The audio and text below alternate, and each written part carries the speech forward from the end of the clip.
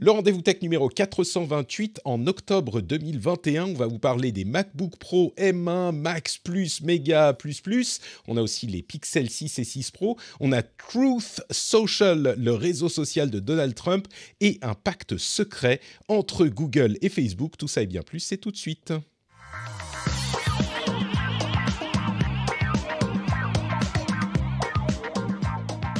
Bonjour à tous et bienvenue sur le Rendez-vous Tech, l'émission qui vous résume toute l'actu tech, internet et gadgets toutes les semaines, même rendez-vous hebdomadaire. On est fidèle au poste, on est là, vaillant, plein d'énergie et plein d'informations à partager avec vous, à résumer, à expliquer.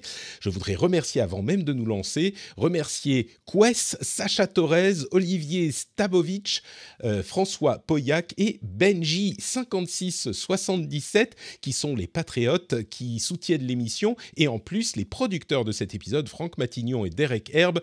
Merci à vous tous. Si vous appréciez l'émission, vous savez que c'est sur patreon.com/rdvtech que vous pouvez aller pour la soutenir. Et pour me soutenir, moi-même je sais, Patrick Béja, qui anime vaillamment cette émission. Enfin, vaillamment, j'essaye en tout cas. Heureusement, quand j'ai un petit coup de mou, une petite baisse de régime, il y a Gaël qui est là pour me remonter le moral avec sa bonne humeur et son entrain. Comment vas-tu, Gaël ? Est-ce que tu es en forme aujourd'hui ? Bonjour Patrick, écoute, très en forme et ravi de te rendre de bonne humeur aussi, si je peux partager au moins un petit peu ça. Écoute, une telle expertise dans le domaine de la tech, tu sais, moi ça me détend parce que du coup, j'ai moins la pression et j'ai moins de travail à faire. C'est ça en fait que je fais, c'est que j'invite des gens intelligents, comme ça j'ai moins de boulot dans l'émission. C'est quand même Ça, hyper vas-y, pratique. fous la pression. Écoute, moi je m'en débarrasse, donc je l'évacue un petit peu sur toi. Mais Je peux la passer à Maxime alors. Eh ben, écoute, on va tenter. Maxime est là pour la première fois avec nous. Maxime Valette, comment vas-tu, Maxime ?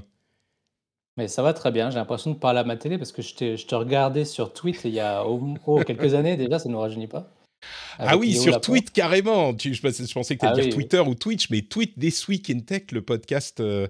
américain. Tout à fait, oui. Ça fait un moment que j'y suis pas allé, mais j'ai commencé. Oula, quand est-ce que j'ai fait ma première émission avec Léo Laporte, le Godfather of podcasting, of tech podcasting ? Ah, moi j'ai réfléchi, moi c'était au moins il y a 7 ans, 6-7 ans, parce que j'habitais même pas ici quand je te regardais, Mhm. donc oui, ça devait être il y a 2013, 2014. Tu sais quoi ? La première fois, c'était en 2008, je crois, que j'y suis allé. J'étais carrément allé à la Brick House avec des amis Ah oui, américains que j'avais rencontrés dans une convention de podcasting que j'écoutais par ailleurs. Et ils m'ont dit, oh, on va faire un petit road trip, on va aller en Californie. On était au milieu des États-Unis. Et puis après, on rentre chez nous. Tu veux venir avec nous ? Et c'était un couple très sympa. Et je me suis dit, ouais, allez, on y va. Mais je les connaissais pas, en fait. Tu vois, c'était juste, allez, on va en voiture, ça va être sympa. Ils auraient pu m'enterrer dans un désert en Arizona, tu sais. Personne m'aurait retrouvé, personne savait où j'étais. Mais c'était très sympa. Trêve de plaisanterie, Maxime Valette, c'est la première fois que tu es dans l'émission. On va quand même te présenter un tout petit peu aux auditeurs. Alors, je pense que la raison pour laquelle les gens te connaissent, c'est évidemment le service de podcast le plus intéressant du monde, de redirection de flux RSS plutôt, c'est FeedPress. C'est pour ça que tout le monde te connaît, n'est-ce pas ? bah c'est oui, j'ai bâti ma notoriété sur ce service, donc Non, on ça ne plaisante. m'étonne pas. Dans le monde des podcasts au moins. Bah, ça, c'est comme ça que nous, on s'est rencontrés, Oui. parce que je cherchais une alternative à FeedBurner. Et c'est un petit peu mon filet de sécurité au niveau des RSS, et ça c'est très important pour les podcasteurs, mais ça risque d'être un petit peu inside baseball, donc on en parlera peut-être un autre jour. Par contre, tu es aussi à l'origine de Vie de Merde, qui est effectivement là pour le coup la chose pour laquelle les gens te connaissent, j'imagine. Ah oui, parce que bon, en plus c'est un site que j'ai créé quand j'avais 19 ans, donc c'est sûr que j'ai pas eu le temps de faire beaucoup de choses avant, même si j'ai un parcours qui a commencé très jeune. Parce que j'étais dans l'e-sport avant de lancer VDM et j'ai fait de l'hébergement de site web aussi avant VDM. Donc j'ai eu quelques activités, j'ai continué activement. Et bon, bah, c'est vrai que le développement, on en parlera avec Gaël aussi, je pense, parce qu'on parle de code très vite, mais le développement informatique, ça m'a tout de suite passionné très jeune. Et surtout quand j'ai eu le web, j'ai eu la chance d'avoir le web très tôt. Et donc vers 9-10 ans, j'ai commencé à faire des sites web et j'ai trouvé ça juste Ah oui, magique. d'accord. Et donc là, ça fait plus de 20 ans que j'en fais, donc je crois que ça m'a pas lâché. Ouais, et maintenant c'est Beta Series, tu me disais que je connais pas, mais qui est un service plutôt B2B ou c'est pas vraiment Et alors pour les c'est consommateurs? C'est non, les c'est une deux. communauté de fans de séries qui s'appelle Beta Série, betasérie.com, et c'est l'application également sur mobile. On regroupe 2 millions de membres dans la communauté. On parle de séries, on fait des recommandations de séries. Et je dirais que l'outil principal, c'est un agenda d'épisodes. Donc, quand tu regardes des séries, tu peux ajouter les séries que tu regardes. On te prévient quand il y a de nouveaux épisodes, des nouvelles saisons. Et on te dit où les regarder, donc sur les plateformes, etc. Ça, c'est l'aspect vraiment B2C. Et après, on est un peu une startup quand même, parce qu'on a tout un aspect B2B avec les analyses et la data. Donc, on est un peu le médiamétrie. On donne les audiences des Hmm. séries aux professionnels. La valeur des données. Mais donc, t'es un peu un entrepreneur, start-upper, comment dire, Startup Nation, investisseur 2.0, quoi. Tu es dans cette mouvance ou je Euh, caricature un peu, oui, mais c'est un peu ça, quoi. non, ouais, oui, il y a un peu de caricature, mais mais je suis un peu comme toi. Je suis un ermite. Je suis né à Reims, donc je suis resté à Reims. Je bosse beaucoup de chez moi.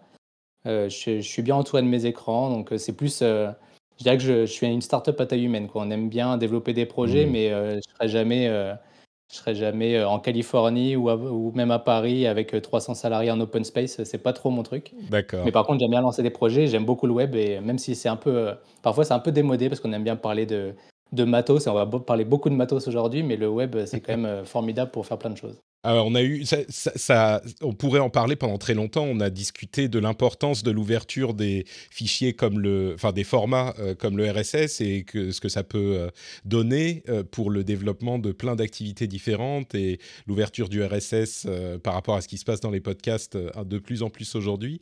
C'est des sujets passionnants, mais on a tellement de choses Mm. à couvrir aujourd'hui que peut-être qu'on se réservera, tiens, un épisode spécial un jour pour parler de ce genre de choses et peut-être parler de ton parcours, ça serait intéressant. Il y a la moitié de la chatroom là qui en entend vie de merde, en entendant vie de merde, se sont dit ouh là là, je viens de prendre 15 ans, le site que je consulte tous les Ah ouais, soirs. C'est marrant parce que clair. c'est vraiment un truc qui, alors je suis sûr, j'imagine qu'il existe encore, mais c'est vraiment un truc qui à un moment a complètement marqué le web français et même à vrai dire Fuck My Life c'est devenu. Je sais pas si c'est vous qui avez lancé Fuck My Ouais, Life ouais, ouais. aussi en anglais. Non, on l'avait lancé un an après VDM, et c'était enfin même en termes de célébrité là, c'est vrai que j'ai jamais eu, enfin en tout cas de popularité, j'ai jamais connu plus dingue que ça, parce qu'en 3 semaines on a lancé le site, et en 3 semaines tu passes de 0 visite à 2 millions par jour.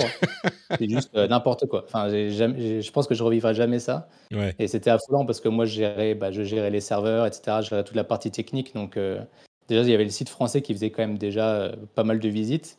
Et là maintenant ça y est, je me disais j'ai plus envie de dormir la nuit, donc je vais faire un site aux US, comme ça marche. Quand je dors, c'est le moment où il faut travailler. Donc c'était Bah, génial. c'était Mais non, c'était très intéressant. En plus, j'imagine que c'était un moment où tu t'es dit, bah, faut que je le fasse tout de suite parce que sinon quelqu'un d'autre va le faire. Donc, oui, ça Ah ouais, devait ouais, être. non, c'était vachement bien. Puis ça nous a permis de toucher à tout, parce que Vie de Merde, enfin c'est toujours d'ailleurs un site, mais c'est aussi des bouquins. On a fait une série télé, on a fait plein de choses. Et au-delà du site lui-même, c'était vraiment la marque aussi. Et pour le web, c'était le début, pas des réseaux sociaux, mais en tout cas des formats qu'on pouvait consommer aussi en mobile, des formats très courts qu'on pouvait regarder facilement, Hmm. etc. Et un peu l'ancêtre de TikTok, même, j'oserais dire. Parce que je sais que tu es fan de TikTok. Donc. Bien sûr, bien sûr. Bah, très bien. Écoute, ça me donne très envie d'en parler plus longtemps. Peut-être qu'on se fera une petite conversation à deux à un moment pour parler de tout ça. Avec On y plaisir. pensera. Mais pour le moment, donc, sujet bien plus actuel, encore que, hein, vie de merde, il existe toujours, on disait. Mais il y a donc l'événement Apple dans lequel ils ont présenté. Alors, on va parler d'Apple, de Google et on va éviter Samsung parce que vraiment, c'était comment créer une déception. C'est annoncer un event la même semaine que Google et Apple. Et au final, ce qu'ils ont annoncé dans l'event Samsung, c'est des personnalisations d'appareils déjà sortis, c'est-à-dire le Galaxy Fold. Non, c'était que le Flip même, le Galaxy Flip, Z Flip 2 ou 3, je ne sais même plus, qui sont customisables. Et la montre aussi, la Watch 4 est customisable. C'est les éditions Bespoke. En gros, c'était pas super excitant. Mais heureusement, Apple et Google étaient là, au rendez-vous. Et donc, Apple a annoncé à peu près tout ce qu'on attendait. On en parlait la semaine dernière, quelques heures avant l'annonce, enfin l'événement lui-même. Et on s'était pas trop planté, les rumeurs avaient vu juste, comme parfois. Et donc, on a eu 2 MacBook Pro, un format 14 pouces, un format 16 pouces, avec les caractéristiques qu'on attendait, c'est-à-dire des nouveaux processeurs, un écran qui va jusqu'à 120 Hz de rafraîchissement, le retour surtout du MagSafe, donc le connecteur pour charger qui se décroche et qui se connecte magnétiquement. Plus de Touch Bar, la Touch Bar a disparu, le port HDMI de retour, le lecteur de carte SD de retour, et donc tout cet ensemble de choses. Je vais passer très rapidement sur les AirPods 3 qui sont un peu plus chers et qui empruntent certaines des caractéristiques des AirPods Pro. Bon, ça c'est sympathique, mais ça change pas la face du monde. Pour se concentrer du coup sur les MacBooks.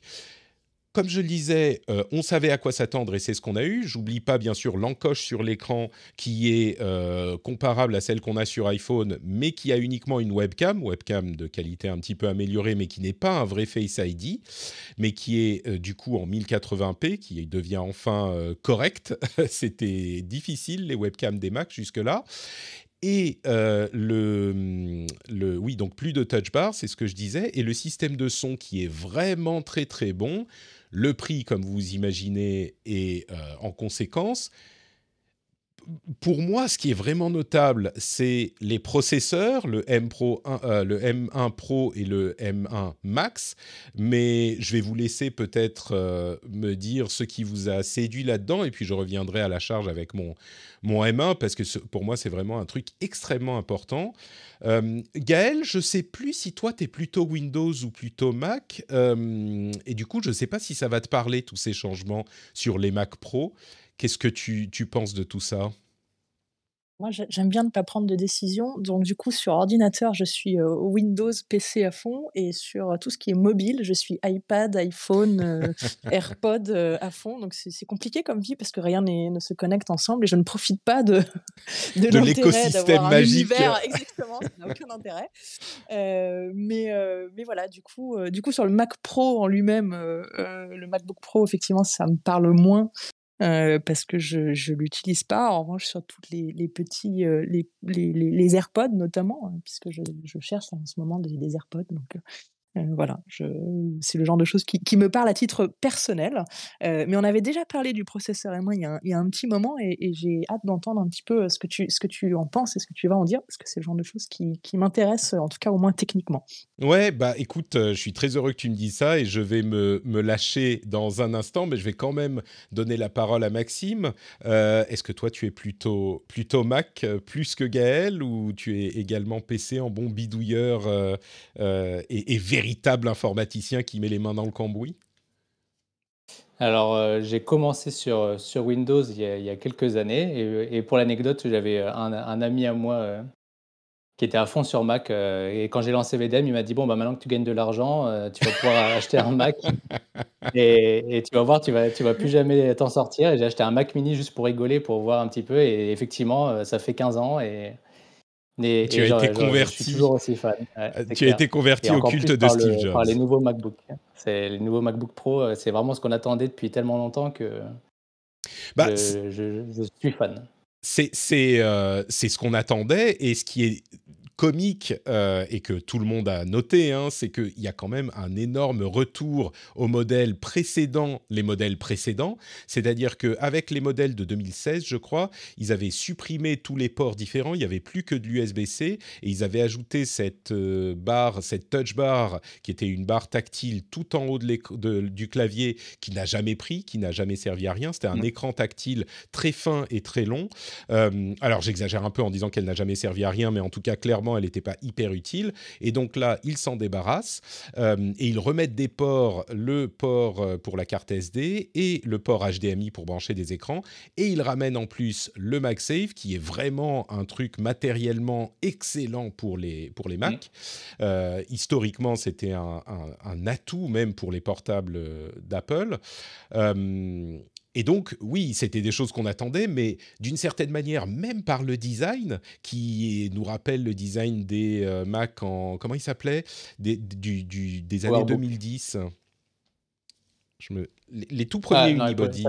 Hmm, ah oui, c'était même parce que les Unibody, c'était après les PowerBook, mais les PowerBook, c'était 2001, 2001, 2002, c'est et ça, après, on a ouais. eu les MacBook. C'est ça. Et donc, c'est ce design un petit peu différent. Donc, c'est tout ce qu'on attendait.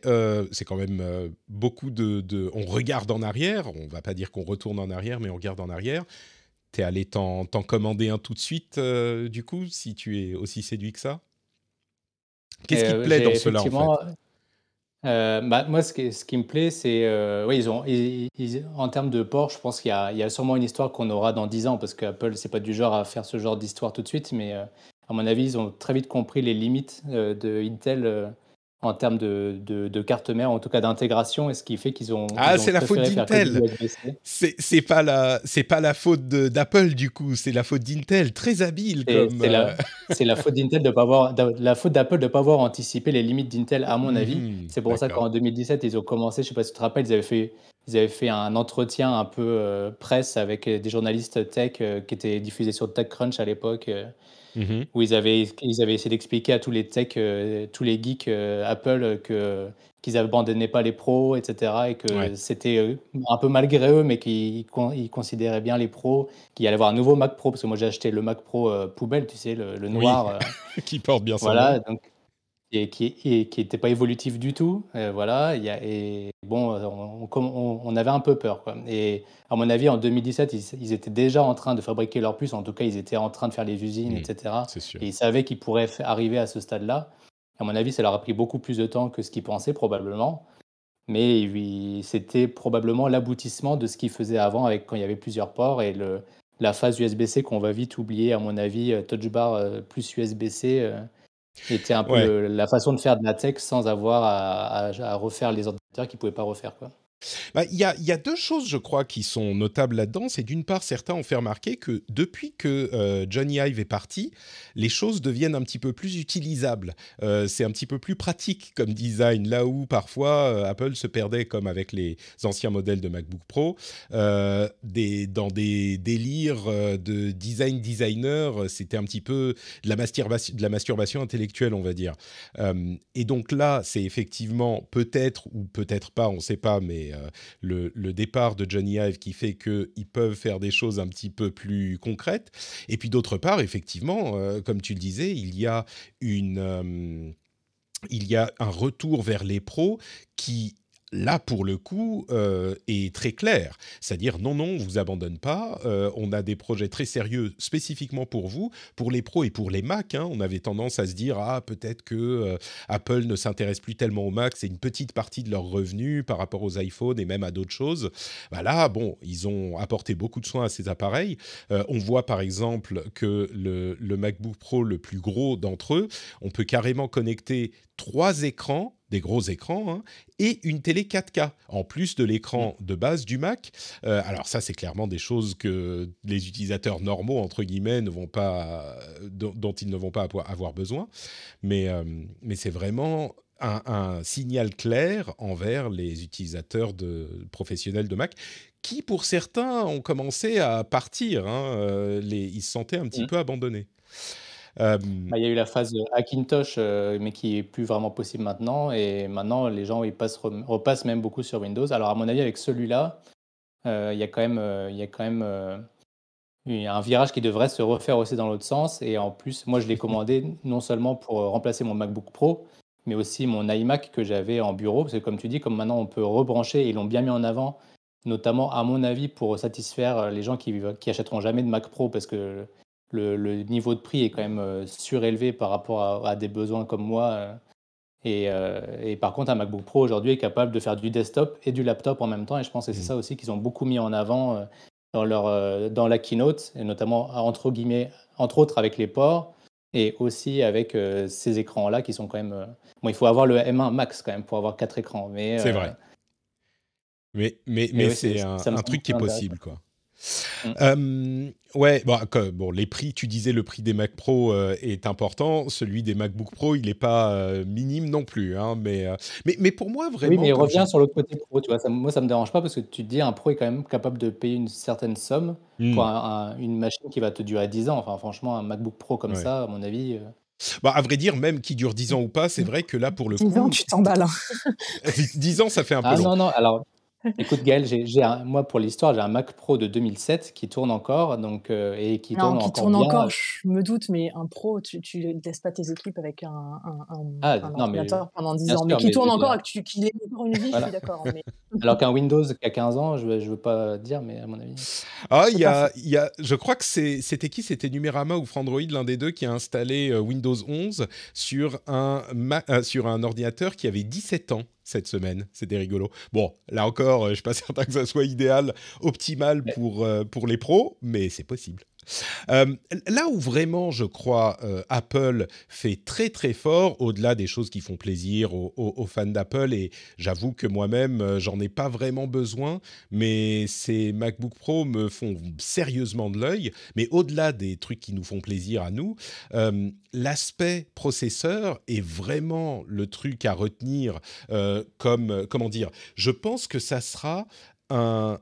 Quand on regardera en arrière dans 5 ou 10 ans, et c'est pas une insight de fou, hein, c'est pas que je fais une analyse hyper pointue, tout le monde est d'accord là-dessus, je crois, mais ce qu'il faut remonter, c'est les processeurs M1 et ces versions M1 Pro et M1 Max qui sont d'une puissance assez hallucinante en consommation tout à fait raisonnable pour des ordinateurs portables. Ce qui veut dire, on peut le dire, dire entre parenthèses, on se demande ce que ça va donner en version desktop quand ils n'auront pas de contraintes thermiques et quand ils pourront mettre des processeurs avec des vitesses pas illimitées mais enfin plus importantes, rajouter des transistors sur la die, sur la gaufre, etc., etc. Mais ça sera, je pense, le moment, l'élément dont les gens se souviendront comme un fait marquant pour Apple, au même titre que iTunes, l'iPod, l'iPhone. Alors, je ne sais pas dans quelle proportion, mais dans ce genre de catégorie. Le M1, c'est vraiment un truc qui est en train de montrer à toute l'industrie un truc qu'on ne pensait pas possible, et non seulement possible, mais est fait avec une telle maîtrise et maestria que ça remet en question toutes les certitudes de l'industrie. Alors, évidemment, les processeurs d'Apple, ils sont basés sur des processeurs ARM, même si maintenant, je me demande à quel point ils les modifient et si c'est vraiment encore des processeurs ARM ou pas, mais en tout cas, ils sont basés là-dessus. C'est une architecture qui est une architecture RISC, Restricted Instruction Set, machin, computer, contrairement aux processeurs Intel qui sont des processeurs CISC. Alors, je parle un petit peu mécanique, mais pendant, je crois, depuis les débuts de l'informatique, la bataille entre le RISC et le CISC était féroce, et on s'est toujours demandé si le RISC ou le CISC était meilleur pour faire des tâches complexes, et le CISC a vaincu avec les processeurs Intel et architecture x86, etc. Mais Apple, avec les processeurs ARM, a montré, bon, d'une part, ils étaient toujours sur les appareils mobiles, hein, et on savait que ça consomme moins, donc c'est plus adapté à ça. Mais là, Apple montre que cette famille de processeurs peut faire aussi bien, voire parfois mieux que les processeurs traditionnellement pour les ordinateurs de bureau ou portables.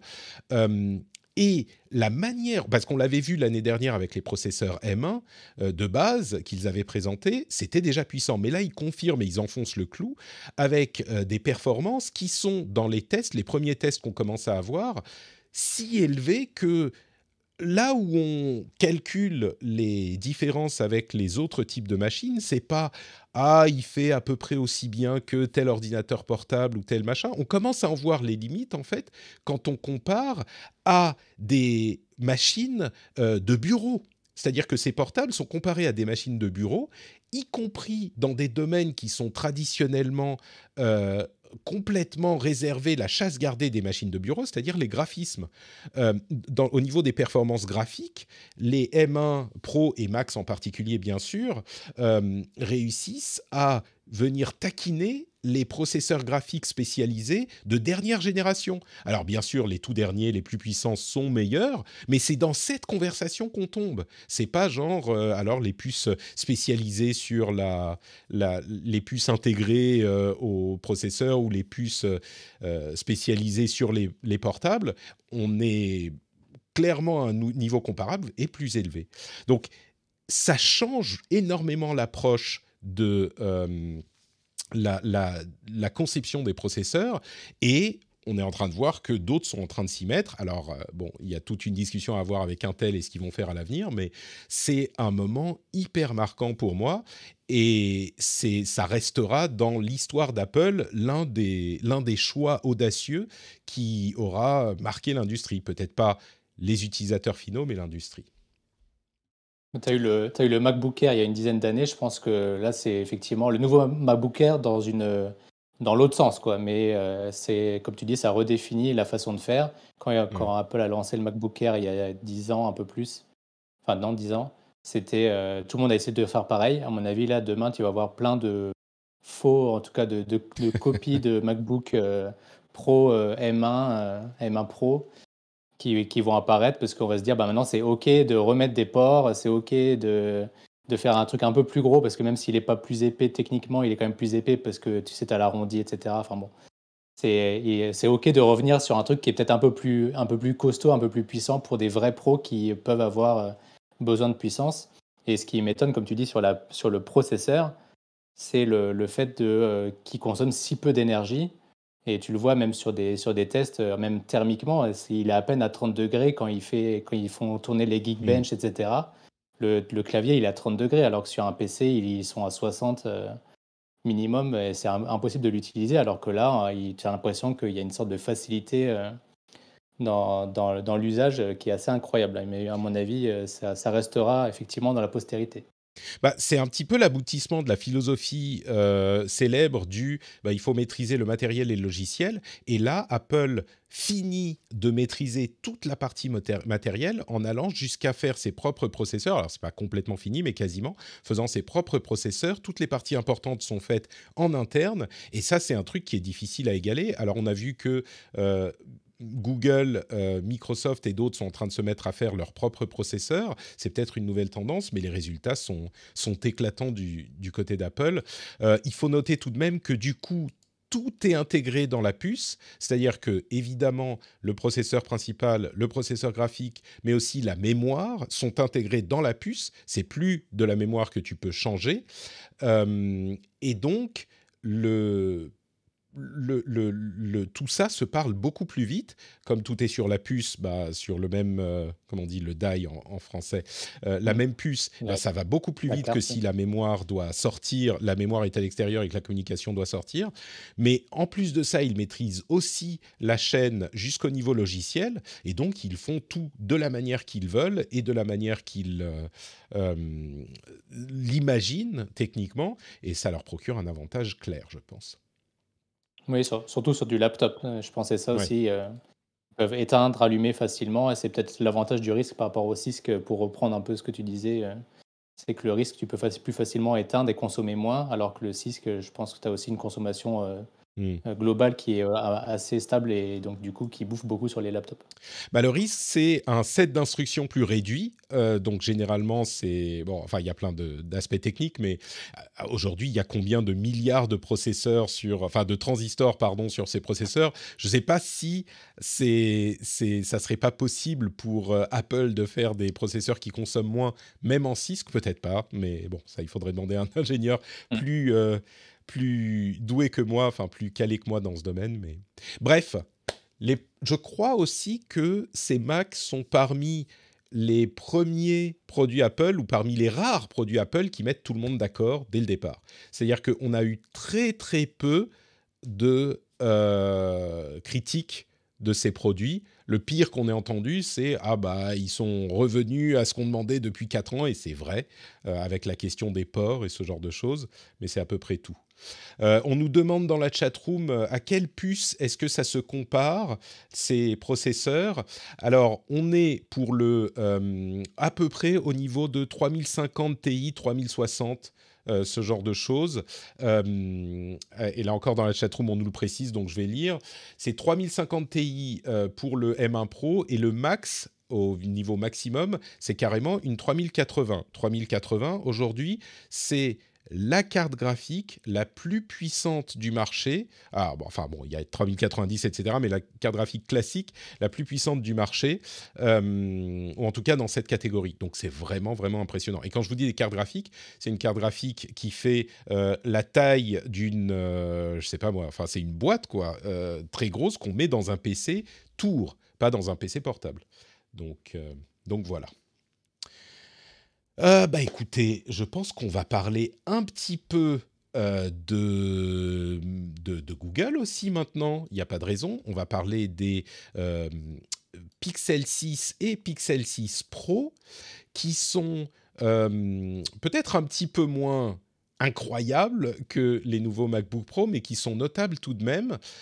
Les Pixel 6 Pro, le truc, c'est que c'est un peu moins excitant parce que, enfin, Pixel 6 et Pixel 6 Pro, on en savait à peu près tout parce que Google nous en avait beaucoup parlé à l'avance. Mais bon, ils ont tout de même des tarifs un petit peu plus raisonnables que le très haut de gamme. On est autour de, allez, 6, 7, 8, 900 euros, ce qui n'est pas bon marché, peut-être même un petit peu plus, mais on n'est pas à 1200, 1300 comme on peut le voir chez les concurrents. Ils ont un écran de 120 Hz, donc ça commence à devenir un petit peu standard. Et puis, on a aussi la caméra qui a, vous savez, ce petit bloc caméra horizontal à l'arrière de l'appareil avec 2 ou 3 caméras en fonction du modèle. Mais je crois que c'est le truc que les gens ont le plus noté, en plus du processeur Tensor qui est fabriqué par Google, donc là aussi avec une base ARM, mais qui est fabriqué par Google, donc ils suivent un petit peu la voie d'Apple sur ce point. La photo, en fait, c'est ce que fait de mieux les pixels, et c'est là aussi lié au matériel et au logiciel. C'est à la fois le matériel que conçoit et qu'assemble Google eux-mêmes, et le logiciel, donc Android, conçu par Google pour ces appareils-là. Et il y a non seulement une excellence dans ce qu'on appelle la computational photography, la photographie computationnelle, numérisée, où des traitements numériques sont appliqués à la photo, mais pas uniquement pour faire des choses spécifiques qu'on demande, mais simplement pour avoir un meilleur rendu dans différentes circonstances. Et puis, il y a aussi des petites choses comme déflouter le visage d'un enfant qui court beaucoup et qu'on a pris en photo à un moment où ça courait trop. On a des choses comme le fait de pouvoir supprimer, quand on en parlait la semaine dernière, des petits défauts sur l'image ou des intrus sur l'image avec des gommes magiques qui vont remplacer la chose qu'on veut supprimer par le fond, comme s'il n'avait jamais été là, etc., etc. Donc ce genre de choses. Au final, je crois que la chose qu'on en retient le plus, c'est le fait que Google semble avoir trouvé une direction avec ses appareils Pixel, et il y a une nouvelle dynamique, je dirais, dans le développement des pixels, à un moment où on commençait à se demander s'ils n'allaient pas abandonner ce domaine aussi. Et là, ça semble ne pas être le cas. Ils vous ont fait une impression, c'est Pixel 6 et Pixel 6 Pro. Maxime, donc toi, tu es complètement habité de l'esprit de Steve, comme on disait, donc j'imagine que c'est va des rétros, les Android. Ouais, ça m'intéresse quand même parce que, bah, comme tu le sais, on fait des applications pour mobile, donc on a quand même, on regarde quand même attentivement le marché aussi Android. Ouais, ce qui est intéressant, c'est que, comme tu disais, pour une fois, Je trouve que le design est assez différent des iPhones. Ils vont quand même beaucoup plus vers le pro et je trouve que c'est un téléphone qui se démarque bien aussi d'Apple. On ne pourra pas dire que c'est juste une copie, etc. C'est ça qui m'intéresse aussi, c'est qu'on a des vraies gammes différentes. Et après, sur le côté logiciel, j'avoue que je ne connais pas grand-chose à Android, donc je me fie que à ce que j'ai lu, mais ça a l'air d'être quand même assez rapide. Je vois ils font plus de grands, enfin, de petites versions, donc maintenant on n'a plus le choix en termes de taille. Mais c'est peut-être pas plus mal aussi, parce que comme tu dis, c'était un peu compliqué. Le Pixel, c'était quand même pas le téléphone de référence quand on parlait d'Android, ce qui est quand même dommage pour Google. Donc avec un peu de chance, il pourrait aussi repasser un peu dans les listes de Noël cette année. C'est un peu effectivement l'impression qu'on a, c'est que ça devient, si ce n'est le téléphone de référence, au moins un téléphone de référence du monde Android, ce qui devrait être le cas pour un téléphone Google. Je pense qu'on sera tous d'accord. Mm. Gaël, ça te parle un peu, ces Pixel 6 et 6 Pro, ou je sais que du coup, on fait Ouais. les mauvais, quoi. C'est pas Android, c'est pas ta cam? Non, Android, c'est pas ma cam parce qu'en surtout encore plus avec comme le disait Maxime, la taille de téléphone pour moi c'est géant. Toujours le J'avoue problème, que ouais, pour toi. le nouveau design, avec le bandeau photo, me parle pas. Après, de ce que j'en ai lu, effectivement, c'est qu'il est quand même super, le verre utilisé fait qu'il est très, on peut pas le casser, donc je sais pas si c'est vrai ou pas, mais mais ça, c'est quand même un atout, assez important, et j'ai cru comprendre que la charge, était vraiment, heu, très forte aussi. Donc on n'a pas besoin de le recharger, toutes les 3 heures, ce qui me semblerait être un gros avantage aussi. Évidemment, pour ceux qui aiment la photo, c'est incontestable, hein. Je pense que là-dessus, ils sont très forts. Leurs algos sont très forts, donc je comprends que ça, comme vous dites tous les 2, hein, c'est devenu un vrai device à part entière du marché qui a tout son sens, qui a sa place. Après c'est pas ma cam quoi, mais voilà. Je crois que ce qu'on note au final, c'est que Google s'est dit, OK, on sait ce qu'on va faire.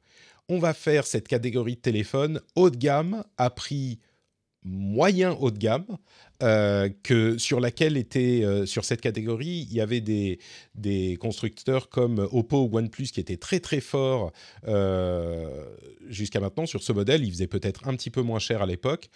Et ils se sont dit, on va faire ça, et ça va être une référence pour le monde Android, là où il y avait eu des méandres dans les années précédentes et on avait l'impression qu'ils ne savaient pas ce qu'ils voulaient faire. Et en plus de ça, le fait qu'ils s'engagent sur la fabrication de processeurs, ça veut dire que, enfin, ils font pas ça, ils vont pas faire ça un an. Tu peux pas ne faire ça qu'un an, c'est un truc sur lequel tu t'engages sur le long terme. Donc je pense que là où il y avait une question qui se posait un petit peu ces dernières années, ils ont ils ont réaffirmé leur volonté d'être sur le marché du téléphone avec le Pixel 6. En tout cas, c'est l'impression que j'en ai eue. J'ai l'impression qu'elle est partagée. En général, c'est le consensus dans les médias.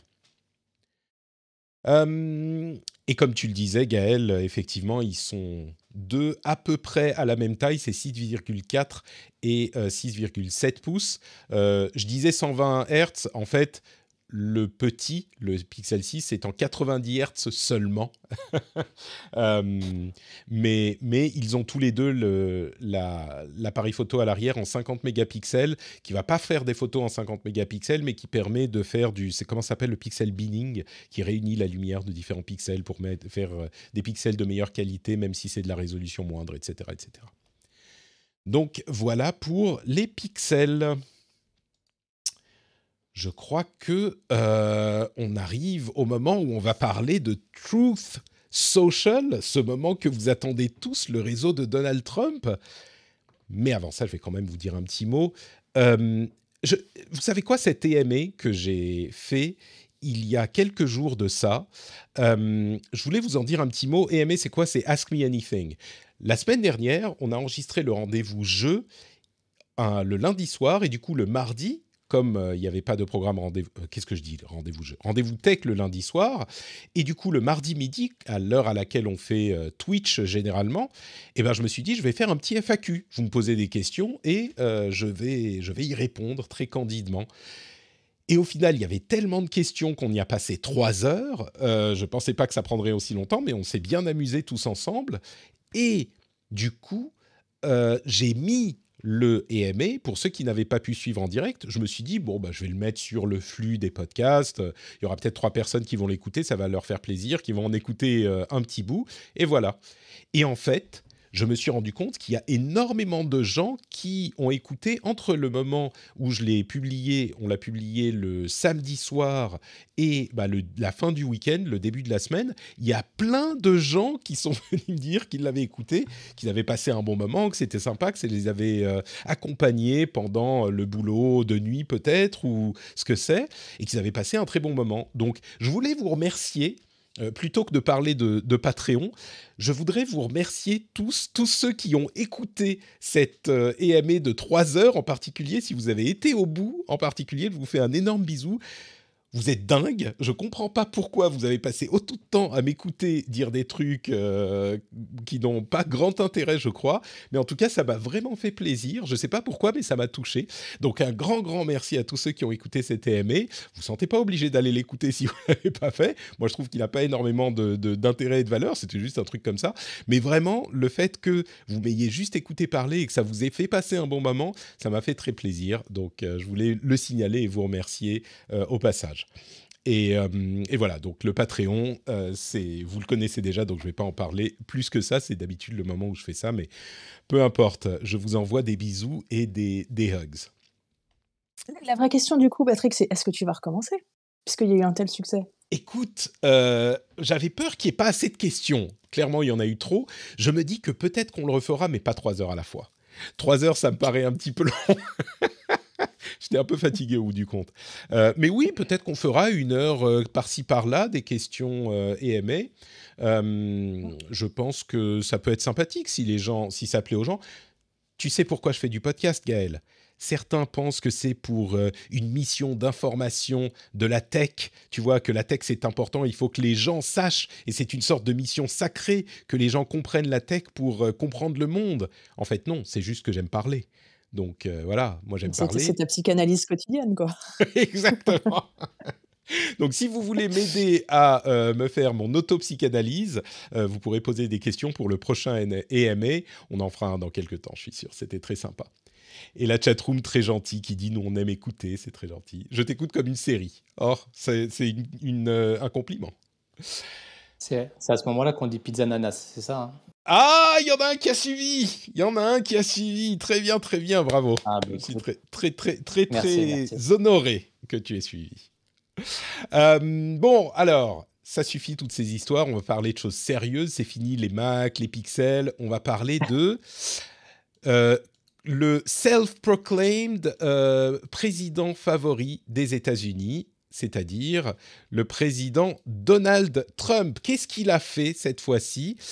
Il a annoncé la création d'un gros groupe tech et médias qui s'appelle, que je dise pas de bêtises, le Trump Tech and... Vous savez quoi, ça n'a pas d'importance. Trump Tech and Technology and Media Company, un truc comme ça. Et leur mission, leur but est de rivaliser tous les géants de la tech, de rivaliser avec tous les géants de la tech et les géants des médias. En gros, c'est ce qu'on imaginait à la fin de sa présidence. On l'imaginait se lancer dans les médias et créer une chaîne de médias et puis peut-être s'investir dans la technologie. Ça arrivera peut-être un jour. Pour le moment, ce qu'ils ont annoncé, c'est un premier service qui s'appelle Truth Social, donc vérité sociale, sociale vérité. Bon, c'est la marque du truc. Et le président américain, l'ancien président américain, a donc fait une annonce un petit peu comme on la connaît, avec les exagérations, on va dire, qu'on lui connaît. Il a dit qu'il était le président favori des Américains, qui a été censuré par les big tech, et que donc ils vont avoir le réseau social Truth Social qui sera là pour être le réseau comme le disent souvent les gens d'extrême droite, le réseau pour la liberté de parole, ce qui justifie qu'ils peuvent y dire à peu près ce qu'ils veulent, même quand c'est censuré ailleurs. Le problème, ça c'était un petit peu ce qu'on pouvait attendre d'une telle annonce, malgré les autres, on va dire, pas faux départ, mais les autres réseaux qui n'ont pas été le vrai réseau Trump. Eh bien, au-delà de ça, ce qui est important et intéressant à noter, c'est que avant même son lancement, qui devrait arriver en novembre, début novembre, on a commencé à noter, d'une part, des soucis de sécurisation sur le réseau. Avant son lancement, il y a des petits hackers qui ont réussi à y accéder et à poster des choses sur le compte de Donald Trump qui existe déjà, à créer des comptes pour des personnalités de la droite américaine eux-mêmes, alors que les noms étaient disponibles, etc., etc. Mais il y a deux choses qui sont vraiment notables sur ce réseau et qui sont, on va dire, critiquables. Enfin, je vous laisserai juge. D'une part, alors il y a trois choses. D'une part, la société a été créée avec un SPAC, qui est une sorte de fusion entre deux sociétés, une privée et une publique, pour rendre la société privée publique. C'est quelque chose de légal qui se fait de plus en plus, mais bon, c'est un petit peu un moyen d'éviter certaines règles de transparence, on va dire. Et d'autre part, le président de la partie publique de cette nouvelle société a des liens avec la Chine. Donc, ça ne veut pas dire que c'est quelqu'un de pas bien, mais c'est quand même intéressant de le noter, étant donné la position de Donald Trump sur ces sujets. Au-delà de ça, les conditions d'utilisation du réseau spécifient plusieurs choses. Au-delà du fait qu'ils sont pour la liberté de parole, etc., ils spécifient qu'ils se réservent le droit. Alors, d'une part, il ne faut pas abuser des majuscules, il ne faut pas harceler ou insulter les gens. Ils sont en train de décrire les pratiques des réseaux sociaux de Donald Trump, là, mais bon, passons.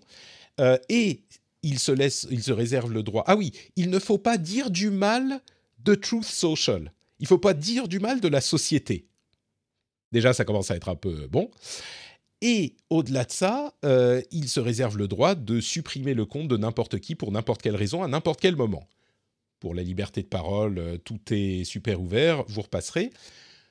Le truc le plus grave, vraiment, c'est qu'il semble avoir utilisé la base du projet open source Mastodon, qui est, on va dire, un clone de Twitter en open source. Et donc, ils l'utilisent, ce dont ils ont le droit. Il y a d'autres réseaux qui le font, des réseaux avec lesquels les fondateurs de Mastodon ne sont pas du tout d'accord, des réseaux d'extrême droite comme Gab ou Parler ou même Getter, l'ancien avec lequel le président américain avait été associé.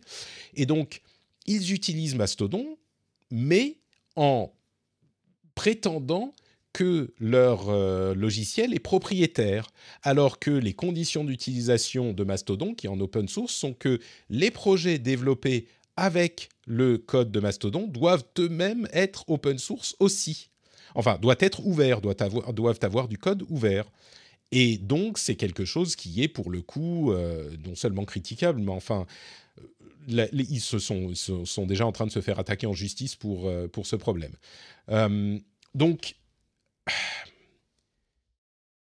c'est un petit peu à quoi s'attendre. Disons que... Je ne sais pas, j'ai une conclusion. J'ai un avis là-dessus, mais j'imagine que vous avez peut-être des choses à dire aussi. Je ne sais pas s'il aurait fallu s'y attendre, s'il y a des... Quelqu'un veut se faire l'avocat du diable dans cette histoire et défendre Truth Social, ou est-ce que... mais alors... C'est sûr que ça allait arriver, de toute façon, ça on le savait, comme tu dis. Ouais. Que le réseau allait être créé, que Trump allait essayer de capitaliser sur... Et puis de revenir, de réavoir une présence sur les réseaux sociaux, ça allait arriver, c'est sûr. Ouais. Gaëlle, pardon, tu voulais ajouter quelque chose ? Écoute, moi je suis ravie qu'il ait créé ce réseau social. Mais vraiment, sincèrement, au début j'ai rigolé, je me suis dit évidemment on pouvait s'y attendre, etc.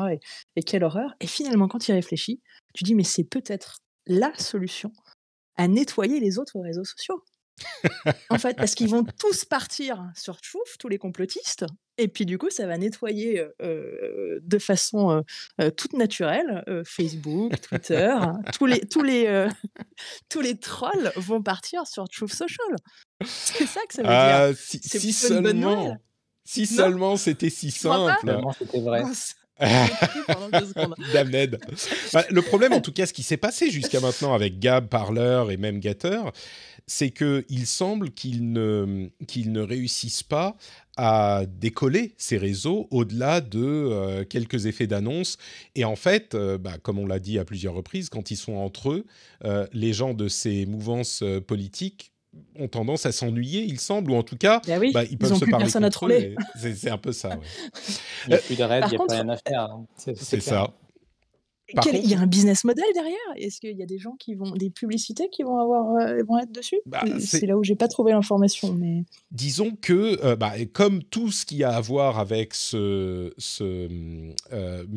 Trump Media and Technology Group, c'est très très flou. Tout ça est méga méga flou. On ne sait pas ce qu'ils veulent faire. Il y a des grandes annonces et des maladresses au minimum ou de l'incompétence au pire dans l'implémentation. Mais j'ai du mal à imaginer autre chose que de la pub. Mais là où ça a été un gros problème pour Gab et Parler, et on imagine Getter, personne ne veut faire de pub sur ces réseaux. Donc, ouais, c'est ça. tu te retrouves à quoi? Là, peut-être qu'il y a le nom de Trump qui va faire que certains vont réussir. À mon avis, plus que de la pub, c'est un moyen supplémentaire pour Donald Trump de rester engagé avec sa base et peut-être même de leur demander de l'argent pour la campagne de 2024. Je suis sûr qu'il va vendre des NFT, j'en plaisantais sur Twitter, il va vendre des NFT de chaque truth qu'il publie, tu vois, et les gens vont se les arracher à des, je sais pas, des dizaines de dollars ou peut-être même plus. Mais est-ce qu'il Mais va bon. pas réussir à se faire bannir de son propre réseau social, vu les CGU qu'il est en train de mettre en place? Ah vu les conditions, effectivement, il tiendrait pas longtemps à mon avis, mais bon, c'est bref. Donc voilà, c'est beau. Écoute, si je veux me faire un tout petit peu l'avocat du diable une seconde, je mets le jingle. Si je veux me faire l'avocat du diable une seconde, c'est...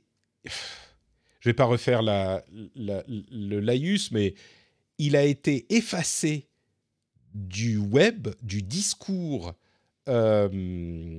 public, quand il a été banni des réseaux sociaux. Il a été effacé, on ne le voit plus. Et il a beaucoup, beaucoup de mal à être présent sur le web. Alors, quand il annonce quelque chose, les médias en parlent, mais ce n'est pas tout à fait la même chose. Alors là, vraiment, je tire sur l'avocat, je l'allonge complètement, parce que c'est une décision sociétale, finalement. La majorité semblait être d'accord pour dire que on ne voulait pas accepter ce genre de discours et ce genre de personnages et de personnalités. Donc, on a dit, désolé, tu ne peux pas utiliser tel et tel réseau. Et voilà, c'est pas qu'il a plus le droit de sortir dans la rue et plus le droit de vivre. Mais s'il y a un argument d'avocat du diable, ouais, non, vous savez quoi, voilà, je l'ai dit pour le principe et on s'arrête là. Après, c'est effectivement, ce qui est juste sur le côté mastodon, vol, entre guillemets, du Ouais, code source de Mastodon, c'est sûr que ça, c'est 100% du Trump, quoi. À mon avis, l'agence ou les développeurs qui sont venus le voir, Trump, il a dit, moi, je veux un truc comme ça parce que je sais qu'on peut pas le faire tomber.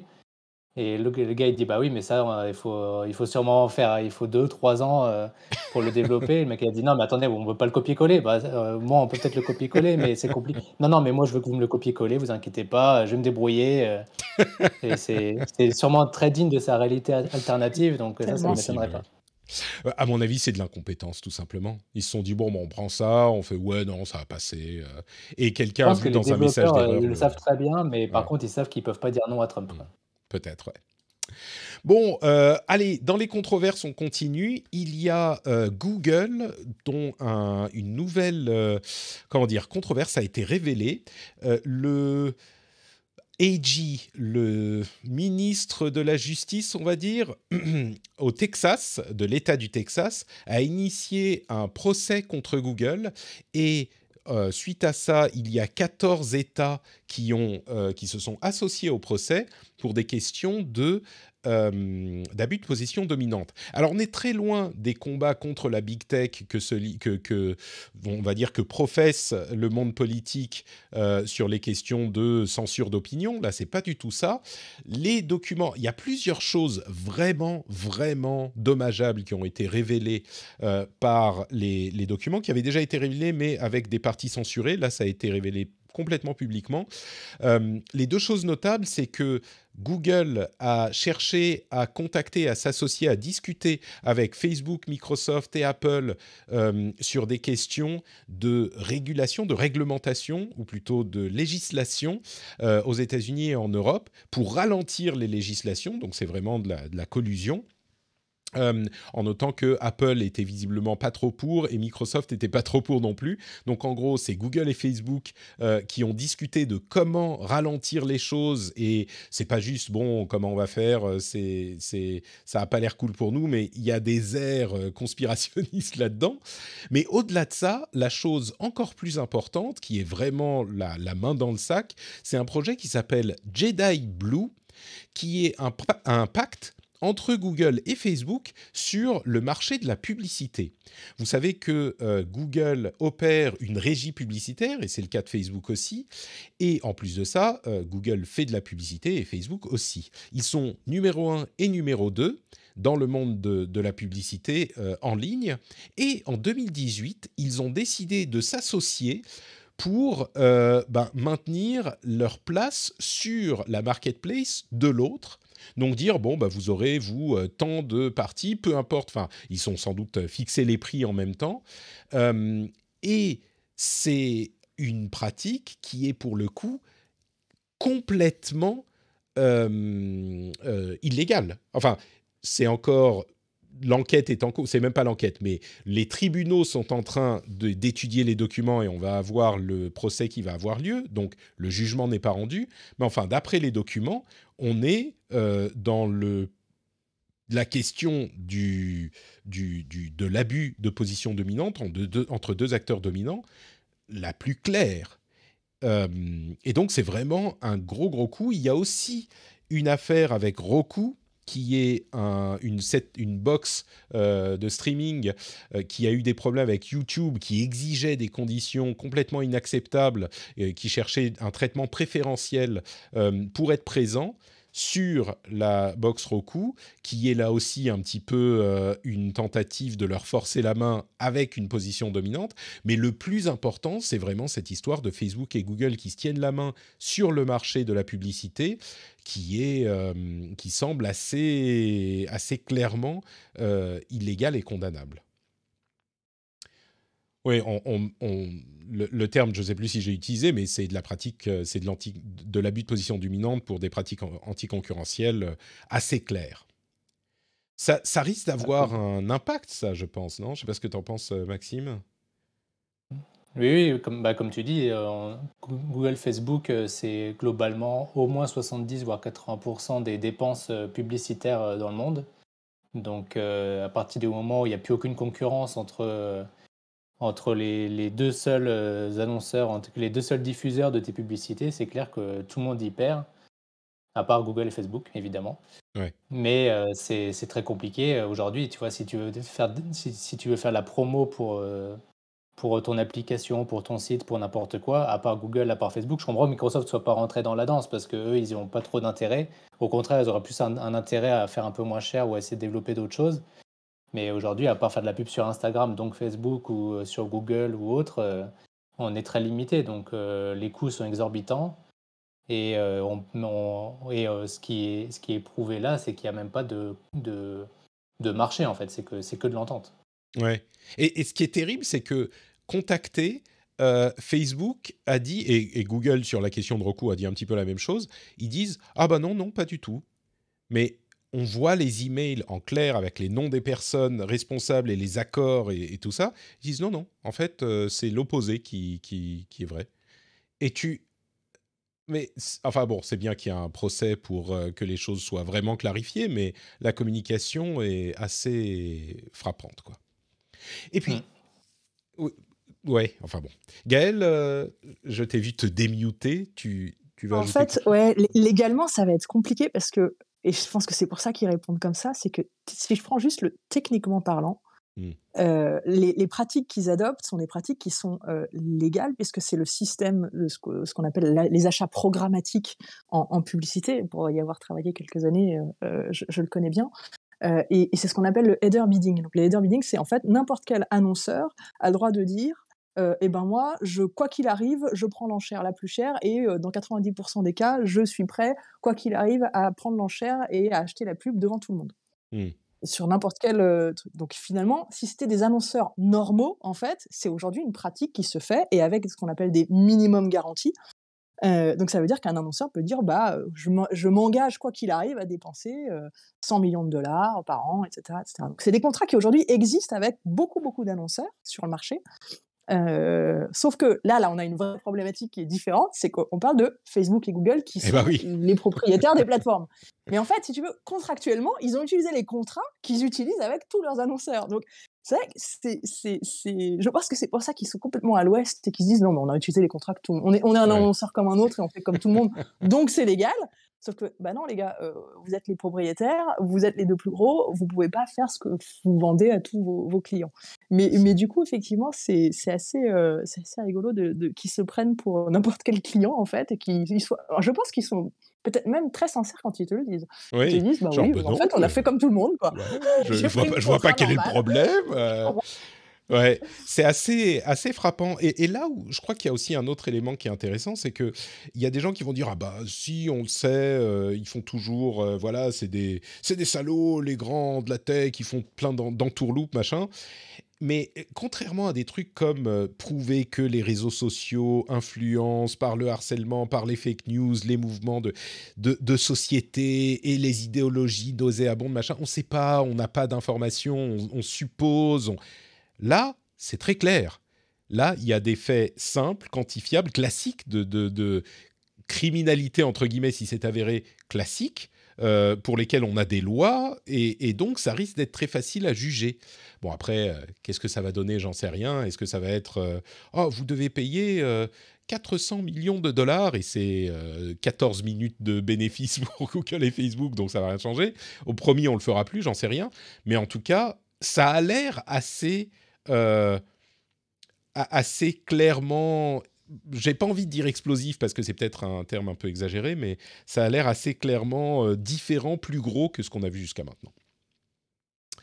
Et puis, puisqu'on parle de Facebook, il n'y a pas de raison, on va aussi parler de Facebook. Alors, je ne vais pas faire très long sur le fait qu'ils risquent d'annoncer un Oculus Pro à leur conférence Connect dans 2 jours. Et en plus de ça, ils se concentrent énormément sur la réalité virtuelle et augmentée et le métavers.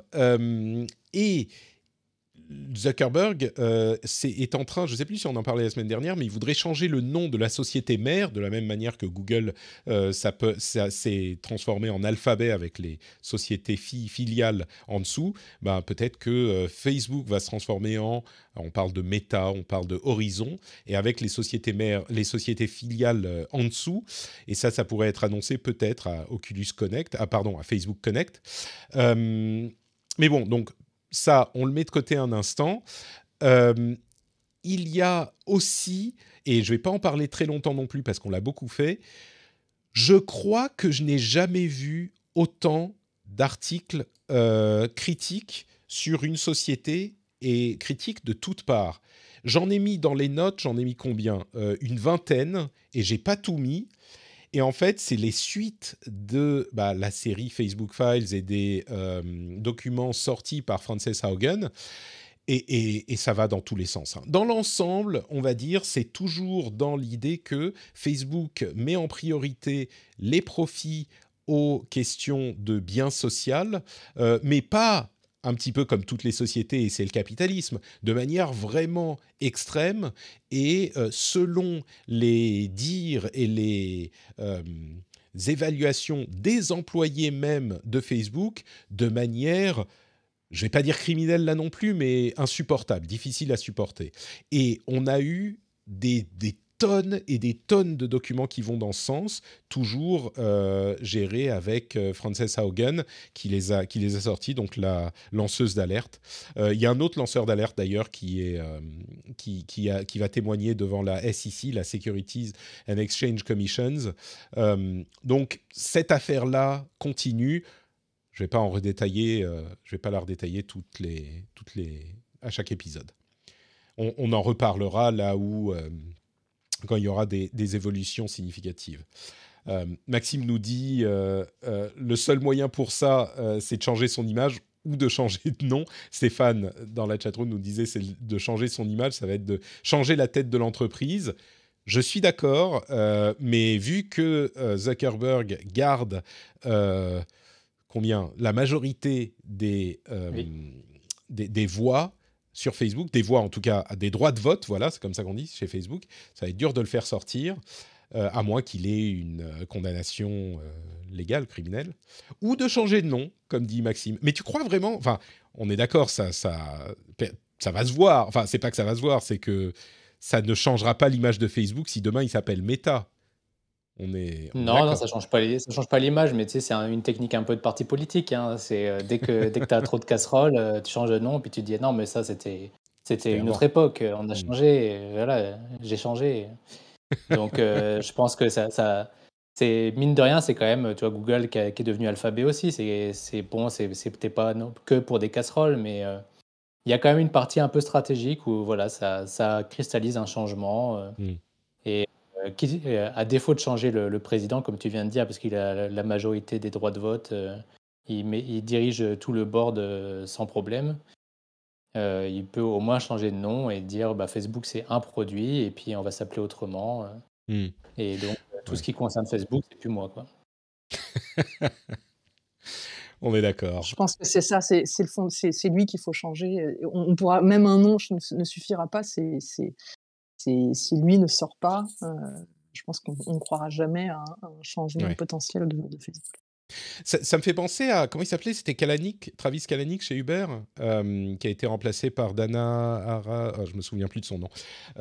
Mais oui, enfin, c'est effectivement là, de plus en plus d'indices semblent montrer que vraiment il y a un problème de culture dans l'entreprise et de culture qui est, on va dire, qui émane des décisions de Zuckerberg.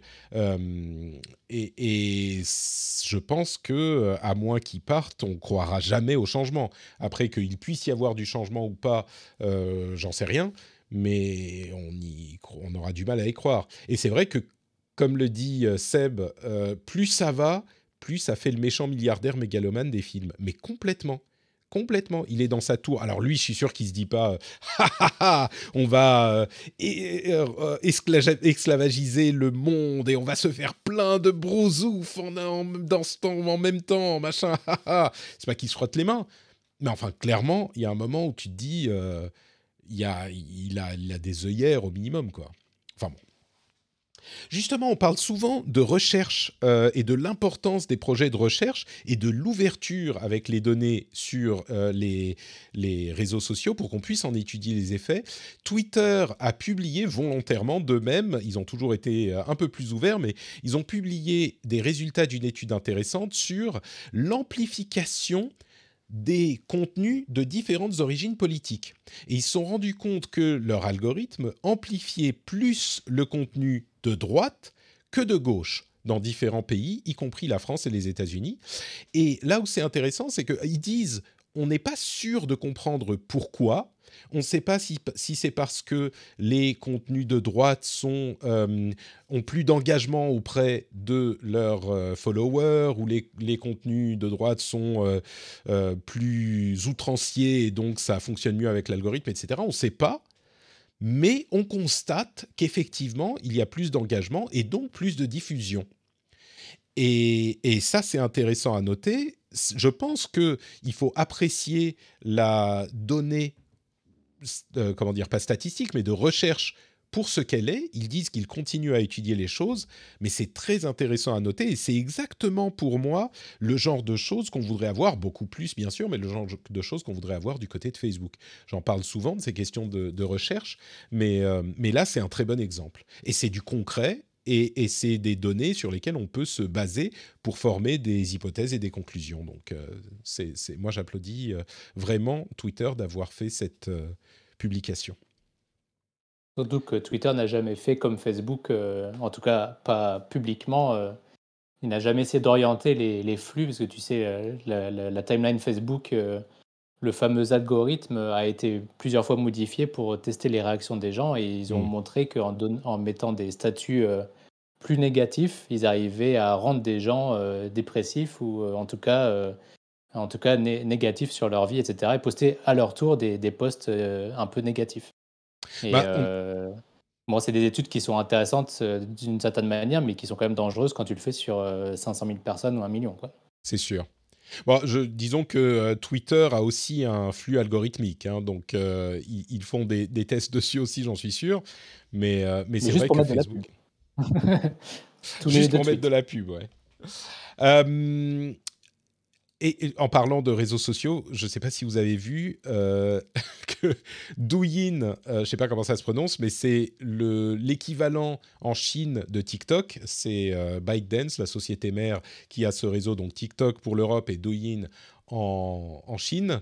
Euh, Ils ont maintenant, quand on utilise trop le réseau, tous les quelques, tous les quelques TikTok, il y a Tu une bois un verre d'eau. vidéo mais presque, presque. Euh, il y a une vidéo de 5 secondes qui t'empêche de faire quoi que ce soit, qui s'affiche en plein écran et qui dit «Regarde, le monde est beau, tu pourrais poser ton téléphone, pense à ton travail demain, tu dois te lever tôt, est-ce que tu vas pas être fatigué?» Ce genre de choses.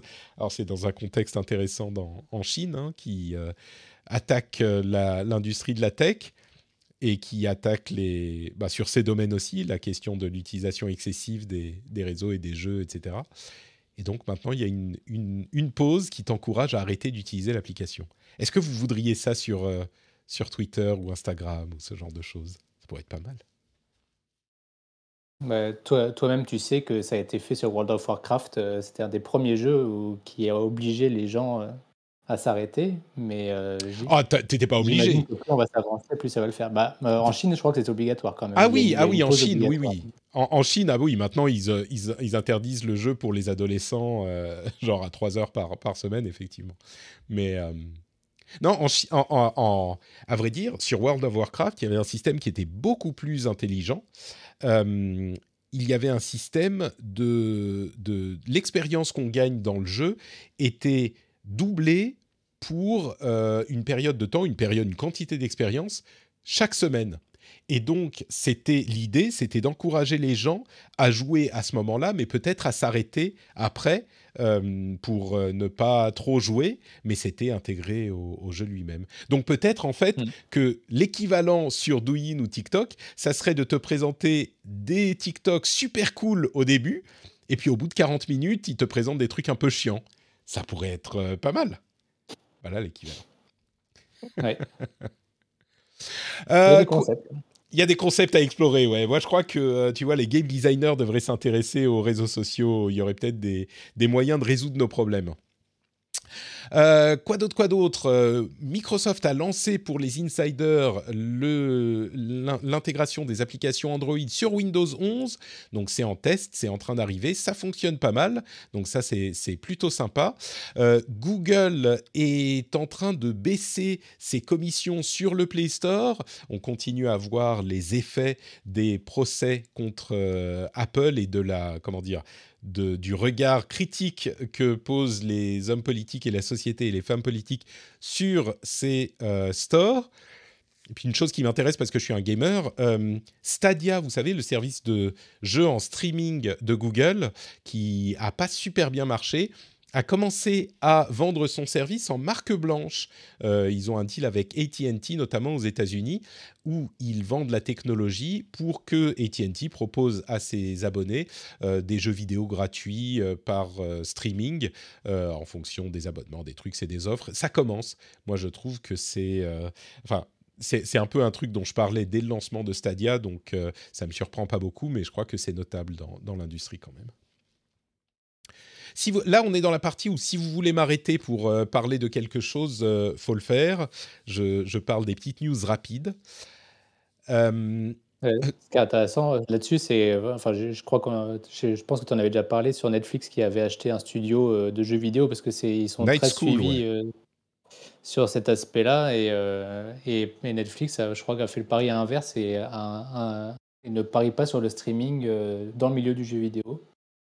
Et je suis plutôt d'accord avec Netflix, mais Bah, ça dépend, hein. C'est à ce stade, ils sont en train de tester et il faut pas oublier que Apple a dit on veut pas de streaming sur notre plateforme, de streaming de jeux.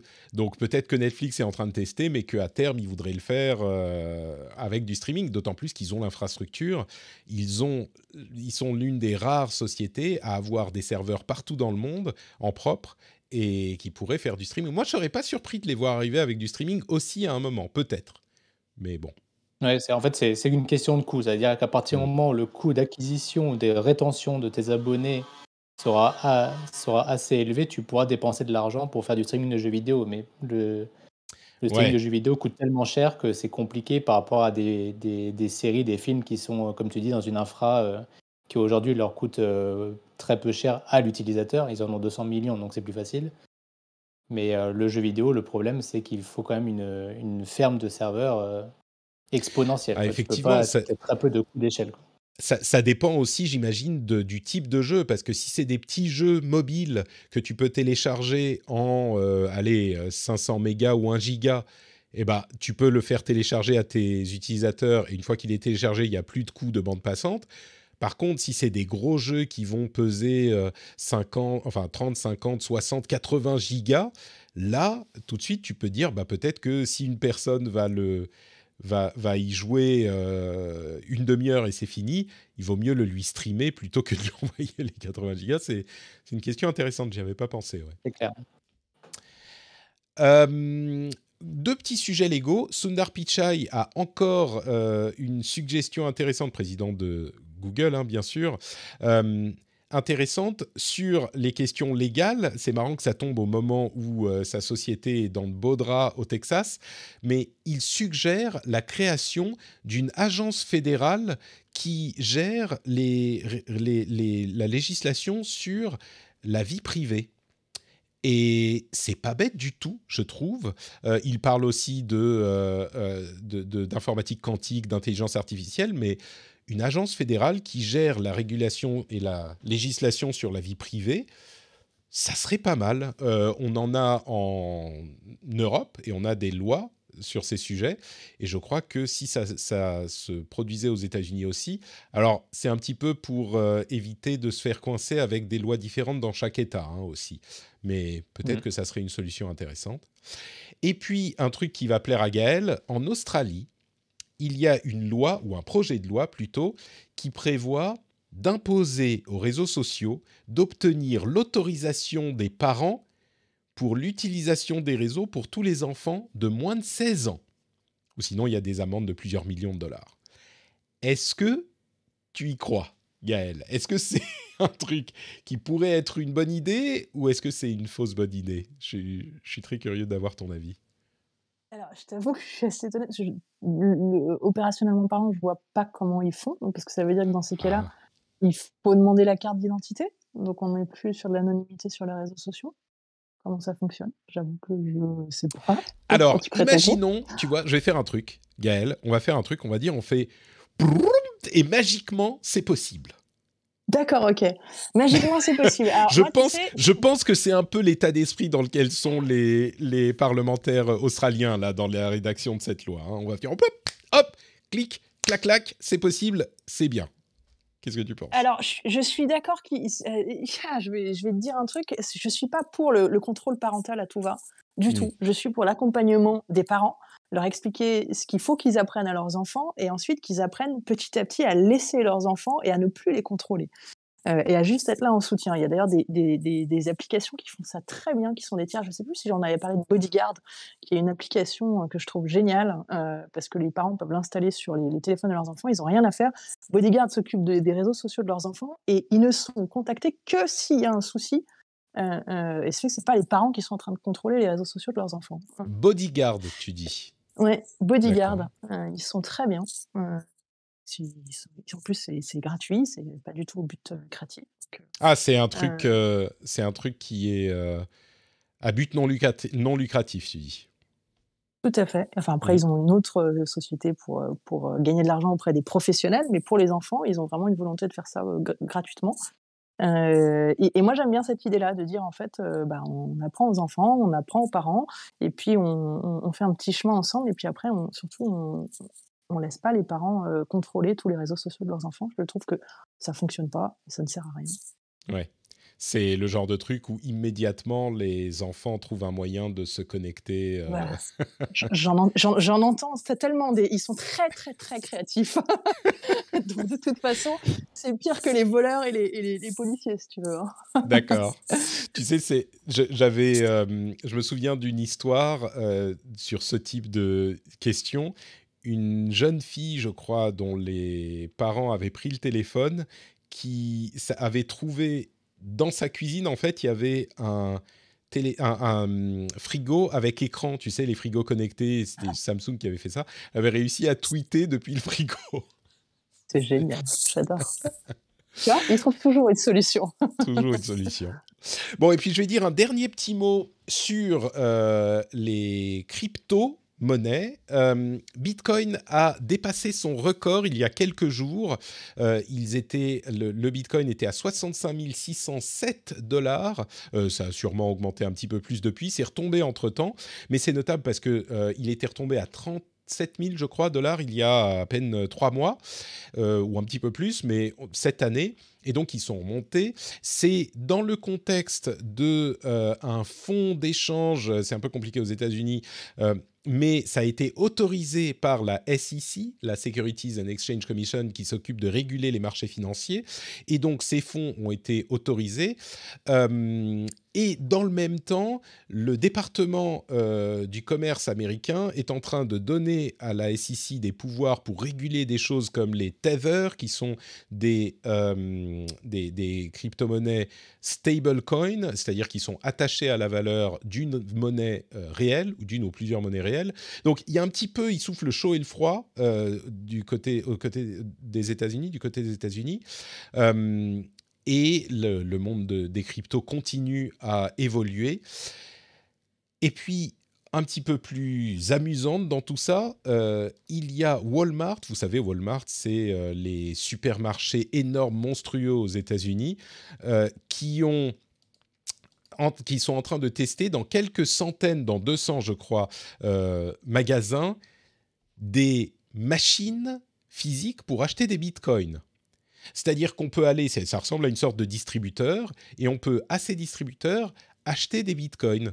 C'est-à-dire qu'on va au distributeur, on met sa carte bleue, on dit « je veux pour 15 € de bitcoin » ou 200 € de bitcoin, ou dollars plutôt, puisque c'est aux États-Unis. Et puis, il vous donne un petit papier, un petit bon, et avec ce bon, vous avez sans doute un code ou un QR code ou quelque chose, et vous créez votre compte chez CoinMe, je crois, c'est le nom de la société qui opère ces petits distributeurs. Et vous créez un compte, et là, vous pouvez transférer les bitcoins que vous avez obtenus et dont vous avez les détails sur votre petit papier sur votre compte. Mais Bitcoin qui arrive dans des distributeurs chez Walmart, c'est un petit peu le plus incroyable développement Bitcoin que j'ai vu de ces dernières années. Ça m'a pas mal surpris. Ouais, c'est marrant. Moi, pour l'anecdote, parce que du coup, je n'en ai rien fait, mais à une époque, pour reparler de FeedPress un petit peu, on pouvait acheter des abonnements FeedPress en Bitcoin. Ah ah. Au tout début, alors c'est vraiment en 2013, je crois, 2013-2014. Et donc, je crois que j'ai vendu rétrospectivement l'abonnement FeedPress le plus cher que je vendrai jamais. Je crois j'ai 2 personnes qui m'en ont pris, et je crois que c'était 0,15 Bitcoin, donc ça doit faire quasiment 10 000 $ l'abonnement. Là, je peux te dire que j'aurais dû les garder. J'aurais peut-être pas Mais dû tu les as pas échanger. gardés. Mais non, parce que c'est un outil qui s'appelait Coinbase, je crois, qui fait le transfert automatique pour permettre aux gens de payer en Bitcoin, et toi, tu es converti directement en monnaie, donc Ah tu n'avais oui, pas le choix. d'accord. Enfin, ils te proposaient le choix, mais automatiquement, ça te le transfère. Mais oui, je pense que c'était comme un peu l'histoire de la pizza, mais à mon petit niveau, tu vois. Ouais, le type qui a payé sa pizza 13 bitcoins à l'époque. C'est ça. Mais dis-moi, je suis surpris avec tes millions, que dis-je, tes milliards de vies de merde. Tu n'es pas devenu un crypto-bro qui a été acheté plein de crypto-monnaies? J'en ai acheté un petit peu en 2010 ou en 2011. Donc, du coup, ça m'intéressait. J'avoue que je regarde plus trop parce que c'est comme tu dis, ça descend, ça remonte. Hmm, Si c'est pour regarder ça comme le cours de la bourse toute la journée, après tu travailles plus, ouais, quoi. Donc, c'est vrai. je suis un peu de loin et je suis persuadé que ça va valoir très cher un jour. Là, aujourd'hui, je pense qu'on est encore Mais ça même se pas à la ressent, toi. moitié, au Hmm. tiers de ce que ça vaudra dans quelques années. Autant il y a la technologie qui m'intéresse aussi beaucoup parce que c'est mon dada. Et là, le problème, bon, le côté un peu écologique du Bitcoin, mais il y a quelque chose qui changera jamais, c'est que, à mon avis, on gardera le Bitcoin comme la référence de la monnaie. Et après, tu as tout ce qui est autour de la blockchain, Ouais. l'Ethereum, etc., qui sont plus des outils, qui là aussi sont très intéressants pour d'autres choses. Et je pense que si vraiment on parle de monnaie, à mon avis, le Bitcoin il restera quand même le leader comme le dollar Ouais. aujourd'hui sur les transactions plus classiques. Et pourtant, on pourrait réinventer plein de choses sur le dollar, mais il y a voilà, c'est l'aspect un peu humain qui fait que tout le monde parle de Bitcoin plus que de crypto. J'hésite à le dire. J'hésite vraiment à le dire, mais parce que le monde des bitcoins, c'est vraiment, enfin, le monde des cryptos, c'est vraiment un monde particulier avec des gens qui sont très, très, très à fond sur ces choses. Et donc, j'hésite à dire ça, mais je suis en train de mettre un petit doigt dans le monde des cryptos pour comprendre un petit peu mieux. C'est quelque chose que j'aurais peut-être dû faire un petit peu avant. Peut-être que je vous en parlerai à un moment, mais je suis en train de regarder vraiment comment ça fonctionne et de faire moi-même. Donc, j'en parlerai un moment, mais c'est assez fascinant comme monde. C'est un peu différent de ce que j'imaginais, mais assez fascinant. En fait, la raison pour laquelle j'hésite à le dire, c'est pas du tout une question d'argent, c'est que quand tu commences à parler crypto, cette communauté qui est très active, très à fond, a tendance à être très excitée et à t'envoyer des messages. Ah, Bachar, regarde, non mais si ça, oui, alors si c'est comme ça c'est un petit peu comme les libristes. Tu sais, les libristes, quand Ah tu dis bah, un truc sur les je suis tout à libristes, fait d'accord. C'est ce que j'allais te dire. ça c'est vrai. Et du coup, tu es vite très scruté, surtout sur Twitter. Ouais, Mais il y a beaucoup de choses. Et moi, j'avais fait à l'époque. Alors, moi, j'avais saisi cette énergie-là assez positivement. Parce que, comme je te dis, sur FeedPress, j'avais rajouté les ouais. paiements en Bitcoin. Et j'avais même fait une application iOS qui suivait le cours de différentes monnaies. Je crois une dizaine de monnaies. Et je suivais un peu tous les cours comme ça. Tu avais une appli où tu avais les courbes Mhm. sur différents Ton, portails. ton terminal Enfin, tu sais, Bloomberg différentes marketplaces. sur iOS, ouais. Voilà, c'était ça. Et du coup, effectivement, je le faisais avoir parce que tous les jours, je recevais un mail. Ah, tu peux pas ajouter telle monnaie, tu peux pas ajouter telle monnaie. Donc tous les jours, je rajoutais des monnaies, des trucs. Ça me bouffait un temps de dingue pour rien parce que c'était juste pour rigoler, pour afficher des. Ouais. Ah si, on m'a donné des Dogecoin quand même un jour parce que du coup, j'avais rajouté le Doge et j'avais mis le chien qui volait là dans l'application. Dès que tu allais sur le Dogecoin, tu avais un chien qui volait. Et du coup, on m'avait fait un don en Dogecoin. Mais moi, Et j'ai. on m'a dit un jour tu seras Dogecoin millionnaire. Donc j'attends encore le jour où je serai Dogecoin millionnaire. Ah, écoute, le Dogecoin a bien monté l'année dernière. Si tu les Bah, avais grâce à gardés, il faut les Elon. vendre. Ben oui. Tu sais que moi, en fait, c'est un pote qui m'a parlé un petit peu de ça. C'est le même qui m'avait envoyé des Dogecoin à l'époque que j'avais perdu et qui aurait Ah, représenté, je pense, une somme assez conséquente aujourd'hui. Donc, non, en fait, c'est pas le Bitcoin qui est important, c'est le Dogecoin qui est bien plus emblématique de tout ça. Bon, bah écoutez, je pense qu'on arrive à la fin de ce formidable épisode du Rendez-vous Tech. C'était un moment partagé de plaisir. Et avant de se quitter, j'aimerais vous proposer de nous dire où on peut vous retrouver sur Internet. Commençons par Gaël, peut-être. Si on a été intéressé par l'application Bodyguard, par exemple, qu'on est dans cette optique de protéger nos enfants ou d'accompagner plutôt nos enfants, où est-ce qu'on peut aller? Dis-moi, Gaël.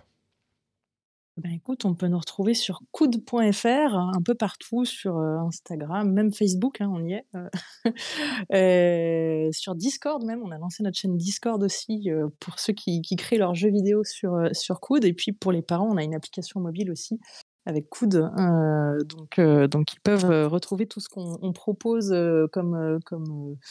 on donne des infos utiles, pour les parents. Donc, vous pouvez me retrouver sur les réseaux, sur, Coude, FR ou GM Girardot aussi quand, vous me cherchez à titre perso. Mais moi toute seule, j'écris pas trop. J'écris, toujours sous le nom de Coude. Sur Coude. Voilà. Très bien. Magnifique. Le lien sera dans les notes de l'émission et le lien vers le compte Twitter de Maxime également. Et où peut-on te retrouver? Qu'est-ce que tu fais du coup sur Internet, Maxime? On a parlé un Eh petit ben, peu en début d'émission, mais vas-y. j'ai un compte Twitter qui s'appelle Maxime, tout simplement. Donc là, c'est facile à trouver. C'est C'est à l'avantage ça que tu d'être sur reconnais, c'est à ça que tu reconnais les vrais pionniers de l'Internet. Tu sais, c'est ceux qui ont leur prénom sur Twitter. Tu te dis, ah, là, c'est une caste à part, hein, c'est les privilégiés. Ouais, je crois que 2006, je crois, la création du compte. Donc Mhm. oui, on y est. J'ai eu des comptes sur d'autres sites. Si tu te rappelles, app.net qui avait bien marché aux Mhm. États-Unis pendant un moment. J'avais Maxime également dessus, mais bon, ça marche plus, c'est fini. Mais sur Twitter, j'ai réussi à le garder. Et puis voilà, après, sur les sites dont je m'occupe aujourd'hui, donc Beta Série, VDM également, j'en profite parce qu'il y a peut-être des intérêts. J'ai vu qu'il y avait des nostalgiques. On a un bouquin qui vient de sortir pour la fin d'année là, qui s'appelle Virus de merde, qui rassemble toutes les anecdotes sur la pandémie. Donc Pas mal. voilà, ça permet de tourner un peu la page, littéralement, puisque c'est un livre physique. Et puis voilà, puis après, vous pouvez suivre un peu mes aventures, maximevalette.com, si vous voulez avoir plus d'infos sur ce que je fais au quotidien, Très en bien. plus de tout ça. Videmerde.fr, c'est le design. Il date pas d'hier, hein, le design. C'est pas le site original quand même là. J'ai l'impression qu'on n'est pas si ancien que Je suis un ça, peu vexé mais parce que c'est un design qu'on a sorti la semaine dernière, ouais, mais c'est ce que j'allais dire. effectivement, C'est la semaine dernière, d'accord. Mais il est simple, on va dire. Mais c'est parce que t'as pas les pubs, c'est pour ça, ça fait moins animé tout de suite. c'est peut-être pour ça, c'est peut-être pour ça. Mais j'ai pas de bloqueur de pub. Pourquoi j'ai pas les pubs? Ah, peut-être parce que Ah, je suis en parce que Finlande. c'est ce que j'allais C'est dire, en peut-être pour Finlande, on ça. n'ose pas vous mettre des pubs, on essaie que vous reveniez plus souvent. Mais du coup, je veux voir le design d'avant, moi. C'est ça qui m'intéresse. Ah oui, le premier design, oui, bah, tu vas l'avoir sur les web archives. Ouais. Là, celui-là, c'est pas moi qui l'ai fait. Le premier, c'est moi qui l'avais fait avec 3 lignes de CSS, voire 4, mais pas plus. Et On ira on se sur, marrait bien. on ira sur The Internet Archive. Pour ma part, c'est NotePatrick sur Twitter, Facebook et Instagram. Vous pouvez retrouver sur notepatrick.com tous les liens vers tout ce que je fais. C'est très très simple à utiliser et vous avez notamment la newsletter à laquelle vous pouvez vous inscrire et qui vous envoie tous les vendredis le meilleur de ma veille, le plus important, le plus intéressant. C'est un moyen très simple de suivre l'ActuTech par courrier. Donc la newsletter est disponible là. Et bien sûr, le Patreon, patreon.com/rdvtech. Vous pouvez soutenir l'émission au tarif que vous voulez. Vous avez des bonus super sympas et le plaisir surtout de soutenir un créateur que vous appréciez et de lui permettre de continuer à faire ses créations. C'est sur patreon.com/rdvtech. Merci à vous tous, merci beaucoup Gaël, merci beaucoup Maxime, et on se retrouve dans une semaine pour un nouvel épisode. Ciao à tous.